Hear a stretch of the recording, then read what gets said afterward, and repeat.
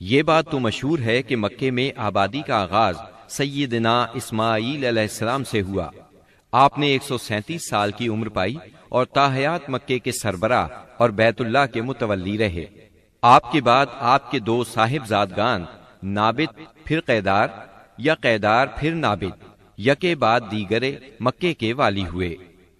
ان کے بعد ان کے نانا مزاز بن عمرو جرہمی نے اقتدار اپنے ہاتھ میں لے لیا۔ اس طرح مکے کی سربراہی بنو جرہم کی طرف منتقل ہو گئی اور ایک مدت تک انہی کے ہاتھ میں رہی۔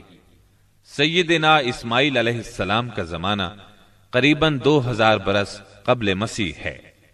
اس حساب سے مکے میں قبیلہ جرہم کا وجود کوئی 2100 برس تک رہا اور ان کی حکمرانی قریباً 2000 برس تک رہی۔ بنو خزاعہ نے مکہ پر قبضہ کرنے کے بعد بنو بکر کو شامل کیے بغیر تنہا اپنی حکمرانی قائم کی۔ البتہ 3 اہم اور امتیازی منصب مضری قبائل کے حصے میں آئے۔ نمبر 1، حاجیوں کو عرفات سے مزدلفہ لے جانا اور یوم النفر یعنی 13 ذی الحجہ کو مینا سے روانگی کا پروانہ دینا۔ یہ حج کے سلسلے کا آخری دن ہے۔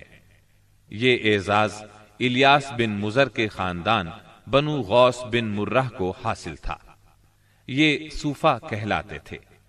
نمبر 2، 10 ذی الحجہ کی صبح کو مزدلفہ سے مینا کی جانب افاضہ یعنی روانگی۔ یہ اعزاز بنو عدوان کو حاصل تھا۔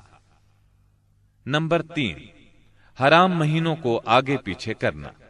یہ اعزاز بنو کنانہ کی ایک شاخ بنو تمیم بن عدی کو حاصل تھا۔ مکہ معظمہ پر بنو خزاعہ کا اقتدار کوئی 300 برس تک قائم رہا۔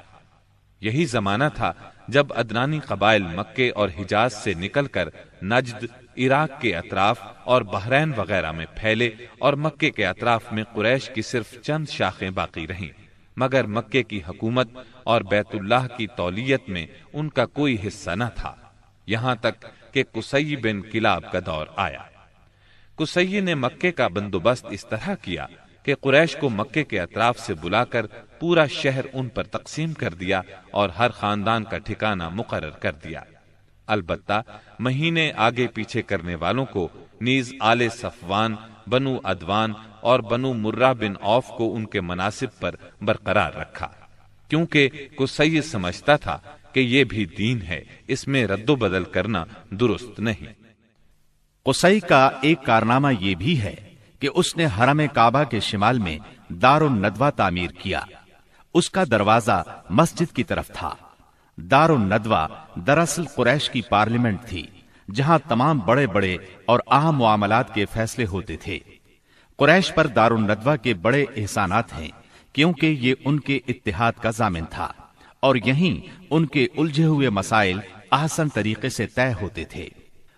قصی کو سربراہی اور عظمت کے یہ مرتبے حاصل تھے۔ نمبر 1، دار الندوہ کی صدارت، جہاں بڑے بڑے معاملات کے بارے میں مشورے ہوتے تھے اور جہاں یہ لوگ اپنی بیٹیوں کی شادیاں بھی کرتے تھے۔ نمبر 2، لوا یعنی جنگ کا پرچم قصی ہی کے ہاتھوں باندھا جاتا تھا۔ نمبر 3، حجابت یعنی خانہ کعبہ کی پاسبانی۔ اس کا مطلب یہ ہے کہ خانہ کعبہ کا دروازہ قصی ہی کھولتا تھا۔ خانہ کعبہ کی خدمت اسی کے ذمے تھی، چابی بردار بھی وہی تھا۔ نمبر 4، سقایا یعنی پانی پلانا۔ اس کی صورت کچھ یوں تھی کہ حوض میں حاجیوں کے لیے پانی بھر دیا جاتا تھا، اس میں کچھ کھجور اور کشمش ڈال کر اسے شیریں بنایا جاتا تھا۔ حجاج جب مکے آتے تو اسے پیتے تھے۔ نمبر 5، رفادہ یعنی حاجیوں کی میزبانی۔ حاجیوں کے لیے بطور ضیافت کھانا تیار کیا جاتا تھا۔ اس مقصد کے لیے قصی نے قریش پر ایک خاص رقم مقرر کر رکھی تھی۔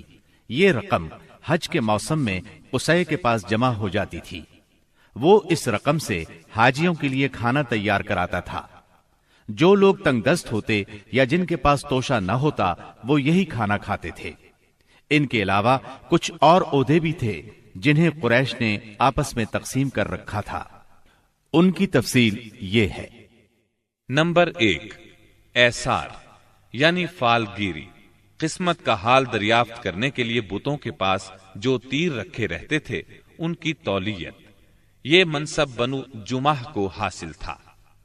نمبر 2، مالیات کا نظم یعنی بتوں کا تقرب حاصل کرنے کے لیے جو نذرانے اور قربانیاں پیش کی جاتی تھیں ان کا انتظام کرنا، جھگڑوں اور مقدمات کا فیصلہ کرنا، یہ کام بنو سہم کو سونپا گیا۔ نمبر 3، شورا، یہ اعزاز بنو اسد کو حاصل تھا۔ نمبر 4، اشناق یعنی دیت اور جرمانوں کا نظم، اس منصب پر بنو تیم فائز تھے۔ نمبر 5، عقاب یعنی قومی پرچم اٹھانا، یہ بنو امیہ کا کام تھا۔ نمبر 6، قبہ یعنی فوجی کیمپ کا انتظام اور شاہ سواروں کی قیادت، یہ کام بنو مخزوم کے حصے میں آیا تھا۔ نمبر 7، سفارت، یہ منصب بنو عدی کا تھا۔ ہم قحطانی اور عدنانی قبائل کے وطن چھوڑنے کا ذکر کر چکے ہیں۔ ان قبائل میں سرداری نظام رائج تھا، قبیلے خود اپنا سردار مقرر کرتے تھے۔ قبائلی سرداروں کا درجہ اپنی قوم میں بادشاہوں جیسا تھا۔ قبیلہ صلح اور جنگ میں بہرحال اپنے سردار کے فیصلے کا پابند ہوتا تھا۔ سردار کو وہی اقتدار اور اختیارات حاصل تھے جو کسی بادشاہ کو ہوا کرتے ہیں۔ حتیٰ کہ بعض سرداروں کا یہ حال تھا کہ اگر کبھی وہ بگڑ جاتے تھے تو ہزاروں تلواریں بے نیام ہو جاتی تھیں، اور وہ یہ بھی نہیں پوچھتے تھے کہ سردار کے غصے کا سبب کیا ہے۔ اب رہا سیاسی حالات کا مسئلہ۔ جزیرت العرب کے 3 سرحدی علاقے تھے، یہ تینوں غیر ممالک کے پڑوس میں تھے۔ ان کی سیاسی حالت سخت پریشان کن تھی۔ وہاں انتشار کی کیفیت تھی، صورتحال زوال پذیر تھی۔ انسان مالک تھا یا غلام، حاکم تھا یا محکوم، بس انہی 2 طبقوں میں بٹا ہوا تھا۔ تمام تر فوائد سربراہوں کو، خاص طور پر غیر ملکی سربراہوں کو حاصل تھے، اور سارا بوجھ غلاموں کے سر تھا۔ وہ طرح طرح کے ظلم و ستم برداشت کرتے تھے، زبان نہیں کھول سکتے تھے کیونکہ حکمرانی جبری تھی۔ انسانی حقوق نام کی کسی چیز کا دور دور تک وجود نہیں تھا۔